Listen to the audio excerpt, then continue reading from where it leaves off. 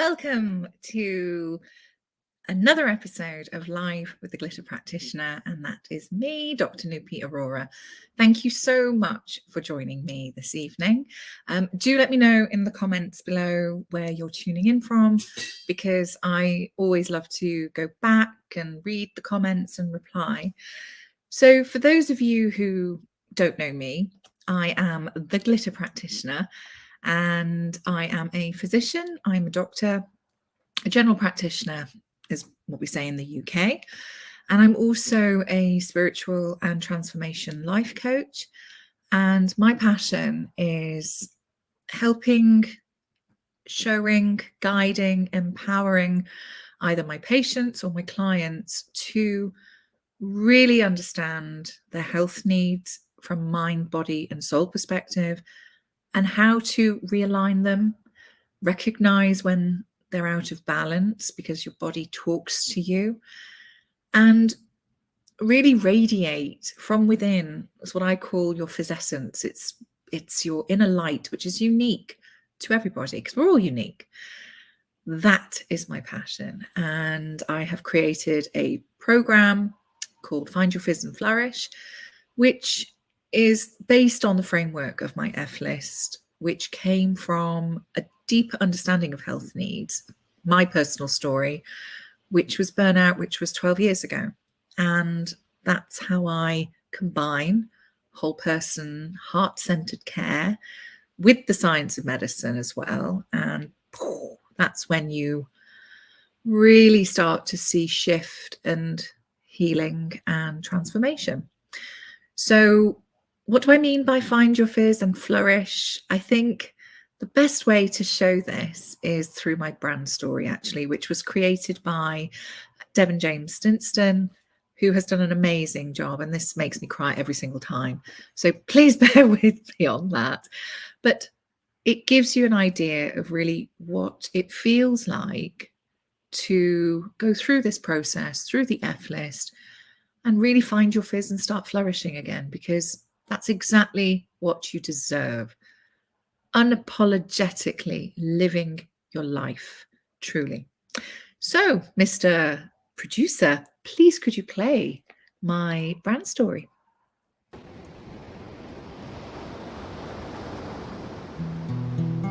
Follow the light through the storm. And this is not a light that warns, it's a light that forms on the pathway ahead. So you can maneuver around disaster instead of getting stopped by the obstacles. It just takes changing the obstacles. And then the impossible turns to possible. And then the storm lifts. You're no longer adrift. Breathe, focus, you've got this. Ahead you see a figure, a kind soul, and on the inside it feels like you might glow. Your endless cycles of cyclones have been turned to a breeze that just slightly blows.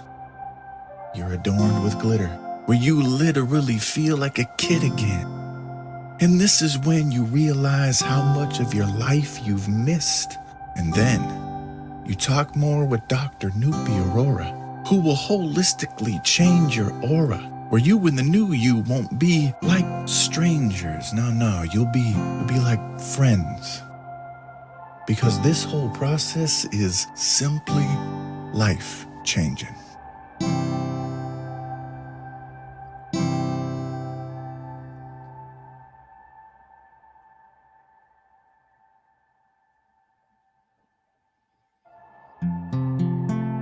So if you're feeling frazzled and you want to find your fizz and dazzle, then book a call with Dr. Nupi Aurora by messaging her right here on LinkedIn.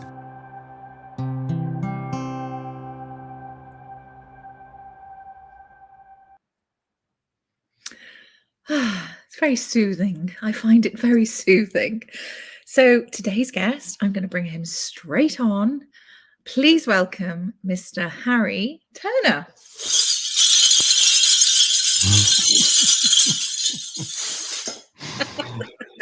Thank you. I'm honored to be here. What's going on, Doc? Hi, and thank you so much for coming on the show. I really appreciate it. I'm humbled and honored to be here. I'm ready to see this supernova get popping. So yeah, I'm ready. I was I love excited. it. Come on.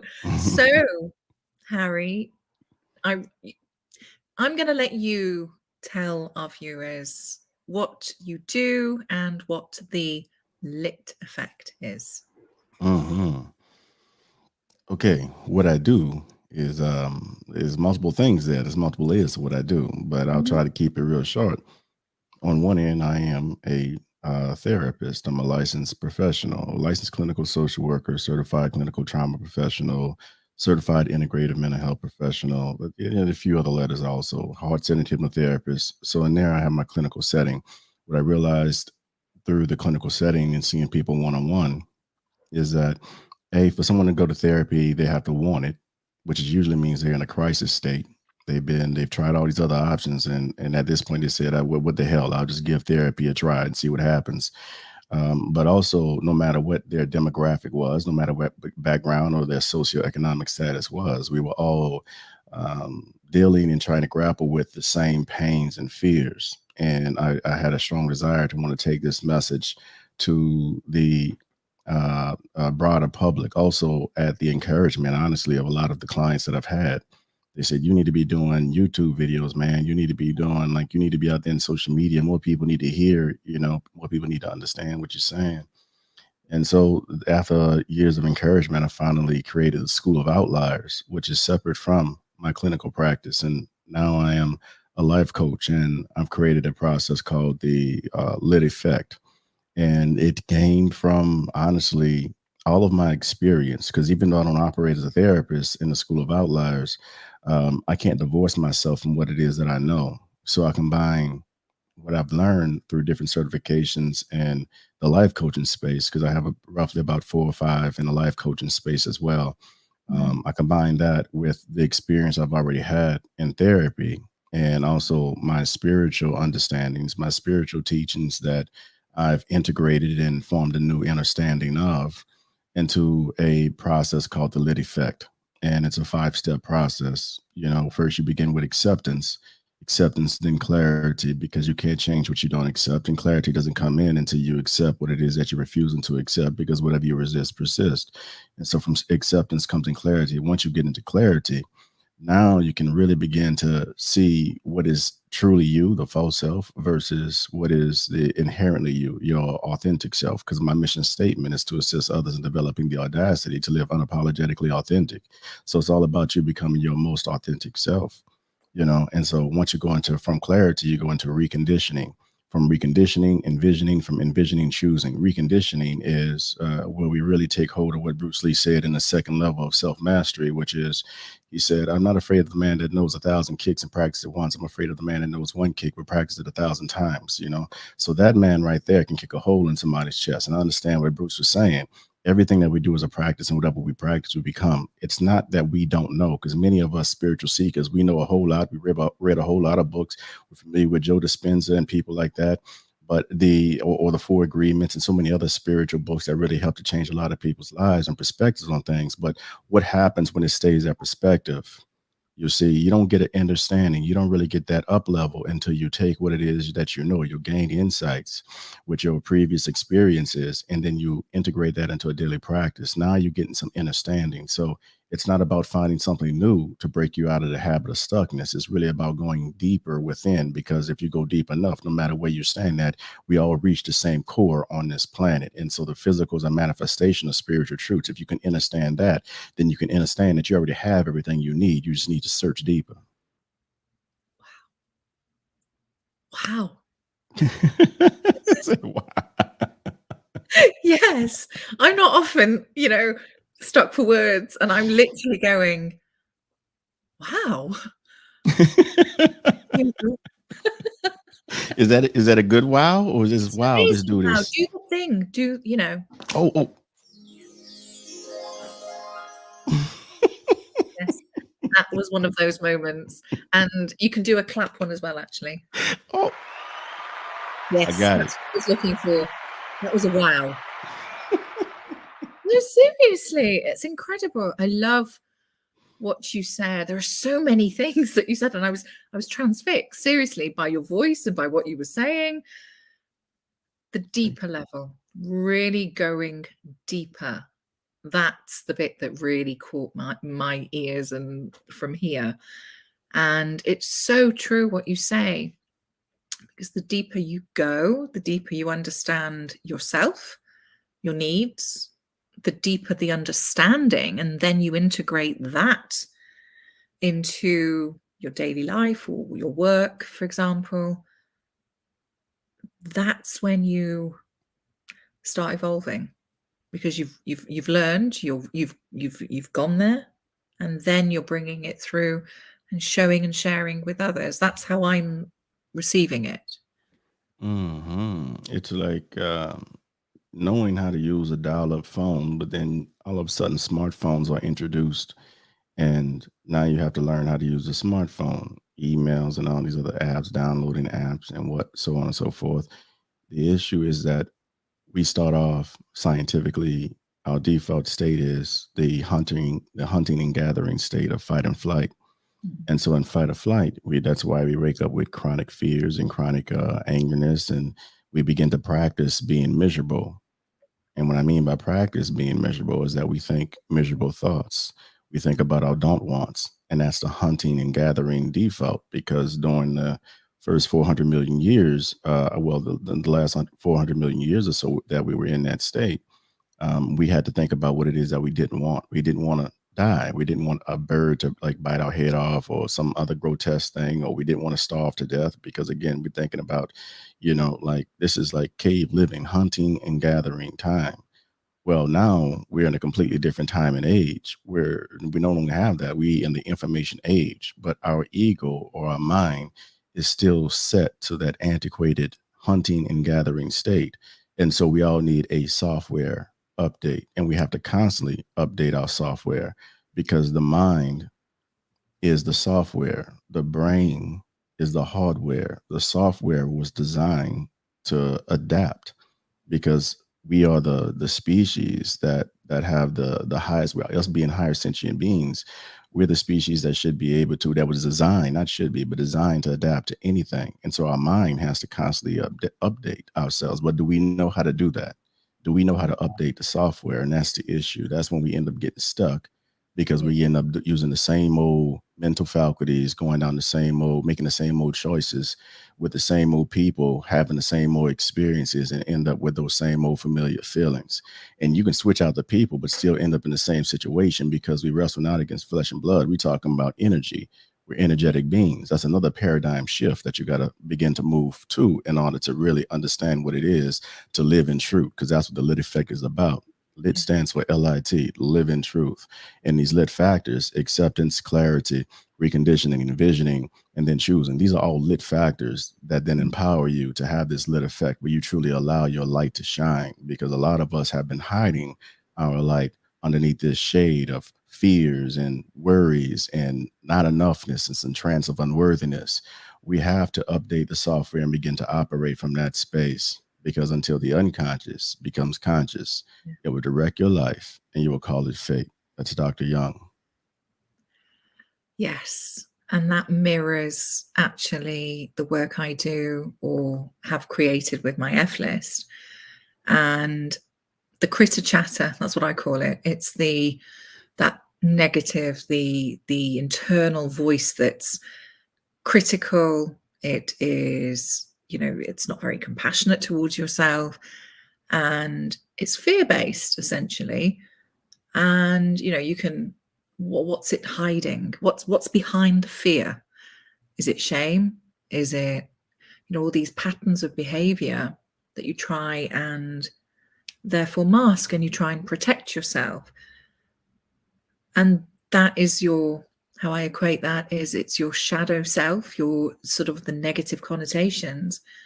And I guess what I teach and guide through my F list is that it's a part of you. It doesn't need to define you. And it's when you understand the triggers, that fight, flight feeling, what is it you're feeling? It's naming that feeling, and then, okay, where's the evidence for this? And How can I reframe this? What else could this be showing me? What's really deeper down behind this emotional reaction or feeling? And then staying curious and delving. And then when you do bring it to the light, you can kind of go, that's my first F. Fucking off. Oh, F is off. Straight to focus and breathe, which is the breath work. And then you go through the F's, obviously. But yeah, it's very similar, actually. And it's when you learn this that your lit effect, it's the same, it's shining your true authentic self, and you can shift your way through that. I love the parallels. It's incredible, actually. Yes, and it's of course, no surprise to me. And thank you, Miss Felicia Miller Johnson. I see you down there with a comment. But Oh, and you know, light warriors like us, yeah, like Miss Felicia Miller Johnson, we yeah, are teaching. I mean, think about what you're doing. We're talking about becoming your most authentic self. We're not talking about or teaching people to come our way, no, because that's antithetical. No teacher can teach you except that which is half asleep in the dawning of your being. And mm, so a true teacher leads you into your own knowledge and not so much into theirs. I know a yes, lot of things, but it's about you understanding who you are authentically so you can move back to what is inherent to you as you shed off and release yourself from the limiting beliefs that keep you operating in what you've inherited, which is fear-based untruths about who you are. yeah, And so it's very much the same process. Again, my favorite author, he says, seek not the path to God, but rather seek to find God on your path. And I tell you the same thing. It's not about my path or me, trying to get anybody to come in and do my way. No, my way is for you to figure out your way. That's the only way I have. It's about you living authentically. But please, yes, Doc. yes, that's right. And it's everybody is unique. So it's not about saying my way, do this because I do it. Everybody's unique. I can give you a framework. I can show you. I can share what it is I've learned and studied, obviously. And then it's down to taking that ownership, isn't it? And figuring it out what works for you. And there's no right nor wrong, but it's, I guess, when you're in tune with your needs, you're in tune with yourself, you've expanded your awareness, all of a sudden your perspective can broaden. And, the possibilities then become limitless, essentially. And that is where you get the choice and you can change. And yeah, sorry, you were going to say something. No, I wasn't trying to cut you off. Were you at a starting Oh, point? um, and that's where the transformation, that's the magic of healing and transformation. It's you have the power to choose. You get to govern what happens next. And that's the beauty of this. And I know when I've worked with clients and patients, when somebody really, really understands that, it's like this light bulb going off. And that's what I see, the light, the glitter. I see that coming back into somebody's eyes, and it's magical because all of a sudden it's like, oh my gosh, I can do this. I've chosen to do this, and I can Mhm. keep changing. And we're not meant to be stagnant. We're always meant to be evolving. That's the whole thing. And it's what you said. It's a what did you say? Upgrading. Yeah. Software Yes. upgrades. Yeah. Yes. Understanding your algorithm and then updating it, and understanding what is bad code that's been written in your algorithm based off of things that were not spaces that were not affirming to you, where you felt a loss of autonomy, where Mm. you didn't understand certain things happening, because that's what brings on the shame. And then the Yes. shame, we try to protect ourselves with that shame, by coming up with all of these rules for ourselves on how to govern ourselves. And that's Mhm. where the limiting beliefs come in. I Mm. believe, just like you, that we must show up for life, That's how you live authentically. You can't live authentically unless you show up for life. Yeah. And so a big part of this process, again, because we know, so why is it that we don't do what it is that we know? Many of us have not practiced the skill of being courageous and being confident in what it is that we know, because we have a misunderstanding of what that is. Again, courage is not that you don't have any fears. Courage is the ability or the choice to move forward in spite of being afraid. And Mhm. yes, you will be afraid to be your authentic self in a world that tells you to be a carbon copy of everything but you. A world that constantly tells you about how not to show up for life, how you need to be this, or you need to look this way, or you need to sound this way. Yes, it's going to be very scary, but freedom exists on the other side of your fears. Again, I say sailboats are safest at the harbor, but they were never built to remain docked. You got to set your sails and go out there and see what life is there for you, because you have something that only you can bring into beingness. And we need that gift. Yes, we all contribute to the collective well-being of this universe, but each and every last one of us, but especially you have something that only you can bring into beingness. And so we need you to get your false self out of the way so that you can show up for life. This is why I teach, even when it comes down to this thing of establishing boundaries, even though I'm grateful for the mental health industry and mental health field bringing it out there, because so many people needed to understand how to put limits around things. But I teach, don't let go of this concept of establishing boundaries to my people, but understand, for me, it's not establishing boundaries, it's acknowledging limits, because my boundaries represent no more than the, let's say, property lines of my yard. If somebody dog comes and tries to crap in my yard, my property lines ain't gonna say anything to that person nor that dog. You see, my property lines never protect me, but we've been using, or people have been erroneously using or thinking this thing about establishing boundaries is about protecting yourself. See, that's fear rooted activity. But if you acknowledge your limits, basically what you're saying is that this is my territory, and beyond it, it becomes unhealthy for me. It's not about the other in that space. It's beyond this point, it's unhealthy for me. And so I'm going to choose, because since I've learned or begin practicing to choose what is best for me, or what is healthiest for me, or what is right for me, or walking my righteous path, I'm going to choose to remain within my limits. And if need be, I will step up and govern. You see, I can go outside and deter somebody from crapping on my somebody's dog from crapping in my yard, but that requires me to show up. And so much of our philosophies and doctrines in any field have been around doing the least and not showing up for life, to the extent that now we don't know how to show up for ourselves anymore. That Mhm. requires courage. And so a Yeah. big part of the lit process Yeah. is developing and cultivating that courage. Yes, you will stumble, but understand, even when you stumble, you still stumble forward. Confidence is the ability, not that you're going to get it perfect, but understanding that even when you do make errors, because you will, that eventually that supposed L or pain, that will be no more than a lesson, and you will build on top of that. So in any route, any experience that you have, be it pleasurable or painful, you still are winning. You can't lose. The game is rigged. The game is rigged in your favor. Life is always conspiring in your favor. And when you begin to acknowledge that, you stop focusing so much on what you think it is, because the more you know, the more you realize that you don't know. So if I Yeah. don't know, do I even know enough to declare this thing as good or bad? Yeah. I'm declaring good or bad based off of my limited understanding of what good and bad is. But often I understand that a curse is no more than a blessing in disguise. So before I Yes. make a premature judgment on what this experience is, I'm just going to accept this experience as is, until I understand what to do with it. But Yes. one thing I know, no matter what, is that life is always conspiring in my favor. So no matter what it feels like, I know in some way, shape, form, life is conspiring in my favor. Yeah. Always. Sister, Do I don't. if we need a thing, do Oh, something.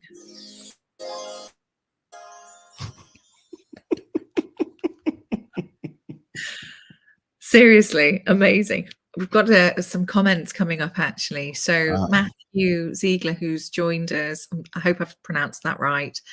What is the best way to go about repairing the wrongs you have perpetrated on other people? And is that important for healthy boundary maintenance? okay. So two-part question. Wait, is this you, doctor? I mean, do you want me to take this, or you You, got it? you take it and I can add in. Okay. You take So it. I'll take the first part. What is the best way to go about repairing the wrongs you have perpetuated on other people? First, by forgiving yourself. Mm. It always begins with self. If you forgive yourself, then you'll understand what to do next. Because if you're trying to, let's say, reconcile with another party, then the giver of that forgiveness must have a willing recipient. And so not everybody's on the level to be a willing recipient of that forgiveness for there to be a reconciliation with the other person. But before you seek reconciliation with the other person, I suggest that you reconcile with yourself if you have not first. It always begins with us because you can't give what you don't have. And so you Yeah. have to give yourself forgiveness first. When you do that, more clarity will come in, understand exactly how to move forward. But don't give to someone who ain't willing to receive. All that's going to do is create more challenges, because you're already in we tend to typecast and categorize interactions into people. The mind, the ego does that. So in the hunting and gathering state of fight and flight, they're not going to take those efforts, even if they're benevolent, as something that is that they're willing to accept. Mm. The second part, and is that important for healthy boundary maintenance? The repairing of wrongs, is that important for healthy boundary maintenance? I believe what's important for healthy boundary maintenance is repairing the wrongs with yourself. Again, if you forgive yourself and you acknowledge your own limits, and by doing that, you ask yourself, what is it that I need right now? Yes. So you begin by Yes. becoming a master of your own needs, because your needs is going to let you know where your limits are. When you Yep. begin to move outside of that, or you're not doing what's necessary to give yourself what it is that you need, then you violated your own limits. If you govern your own territory, you never have to worry about how you should or what is right to govern other people's territory, because they welcome you into that space and you want to know exactly what it is, what your purpose is there for. The same way that Doc invited me on here. I could have tried to, jump in the crowd and then, hey, Doc, buzz me in, buzz me in. But no, there was a process there. There was a meeting, then scheduling an appointment, then discussing the show. And, now I'm here, so we got to honor the process. We got to put aside what it is that we want and understand what it is that we need and accept what is right in front of us. Yes. I hope that Absolutely. I hope that answers the question. I mean, Doc, you got anything, Yeah, I was just gonna add that what I was gonna say in the middle was understand yourself, understand what's behind the wrong that somebody has done to somebody else, for example. And it's truly understanding where did that come from, and seeing it from your perspective, going in, what perhaps what unmet need is there that this has created Mm, something like an attack, or a verbal or whatever on somebody else. What unmet need is there within you that has led to that behavior? And then the more you understand yourself, you're going to understand other people. Essentially, that's what I was going to say. perception is projection. Perception is projection.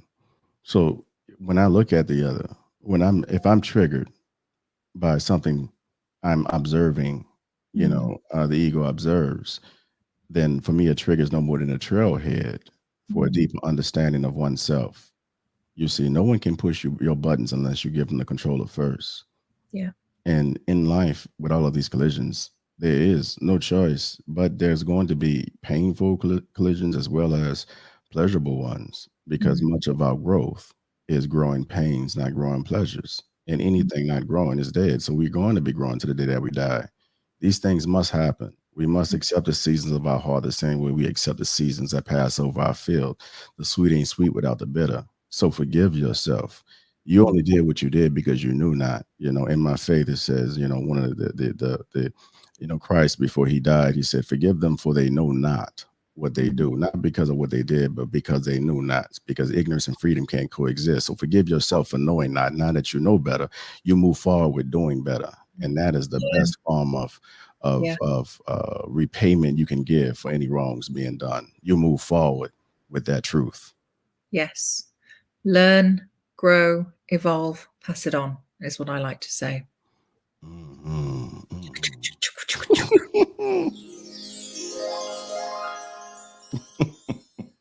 I couldn't help it. I'm so sorry. My goodness, we've run out of time. I can't believe this. It's not fair.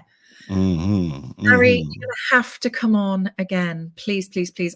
I feel we have barely just started this conversation, actually. I honestly.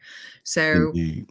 please, I would love you to come on for a part 2, 3, 4, and maybe I can just ask my wonderful producer to see if I can have an extended episode or something. I think that's what's needed, really. We'll see. I will talk to him. Let me know. So, Harry, just very, very quickly, because I really want to get this bit in. Tell me anything exciting, anything new coming up that you would like to showcase. Aha, that's the cue. Masterclass. Masterclass. I've the Upgrade Your Algorithm Masterclass, and you can check that out at becomingoutlier.com/masterclass. I'm laughing because Russell goes, if you're nice. I'm always nice, for heaven's sake. Jesus, creatures. Sorry, Harry, to Well, interrupt no, you. you're good. You're good. Yeah. But the masterclass is basically about upgrading your algorithm. I want to begin to, because I talk the way I talk, I flow the way I flow. So the masterclass is basically so that the public can get just a little sample of how I operate, so that people that want to work with me, they know what they're getting into. It really is like how deep down the rabbit hole would you like to go when you're dealing with me? Ooh, that sounds amazing. I might just come along and join. I'm thinking, oh, wow, I can add in a bit of the F's here, or I can do something similar. Mhm. Love it. And how can people get hold of you, Harry? Yes, you can get a hold of me at becomingoutlier.com, /links. If you do, my email is harry@becomingoutlier.com, but also you can sign up to be part of the Outlier Tribe at becomingoutlier.com. And also have free meditations. I have a free meditation subscription. So I think right now I may have like a 20 or so meditations up there, but I'm constantly recording and putting more meditations up. So if you'd like to get some free meditation, your free meditation game on, you can sign up for my subscription online as well. Fantastic. I've signed up. I signed up ages ago, actually. And if you have any trouble, because you have to download the Kajabi app, let me just say that you have to download the Kajabi app. So if you have any difficulties with trying to download the meditations, just shoot me an email. Brilliant stuff. Thank you so Thank much. you. Thank you, Honestly, Matthew. it's been Thank you, Doc. amazing. Oh, don't. It's fine. You don't need to call me Doc. Call me I like it. Nuki. I like it though. Oh, okay, fine. But That's fine. Oh, you just go the glitter practitioner. Let's have a few more just before you go. Oh, okay. and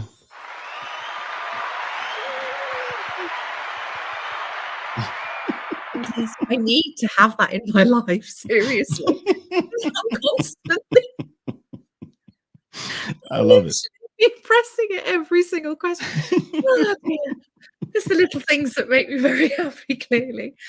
Oh, thank you so much. Please don't go anywhere, because I'll come and join you in the green room as I wrap up. All right. Thank you. Thank y'all. It's been a blessing. Oh, gosh, we need more. We barely even touched the surface there. How incredible. And just, I honestly could listen to Harry. I don't think I've been that quiet, actually, during an interview. I'm just like, wow, incredible. Thank you for joining me for this amazing episode, and I really hope you have enjoyed it too.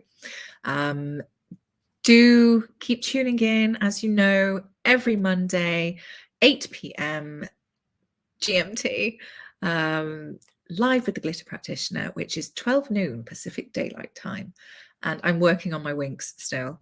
And then you can also find me on, obviously, LinkedIn, which is where I'm mainly at, Instagram, YouTube, and Facebook, all under the Glitter Practitioner. And if you want to work with me, go through what does Find Your Fizz and Flourish mean, just book a call with me. My first call is a discovery call, essentially, and I call it Chats with Dr. Nupi. And we can see what your needs are, what it is you might need. You might not need the whole program. It could be part of it, but just reach out. if any of this resonates, reach out. And thank you for joining me, and I shall see you again next week. Bye.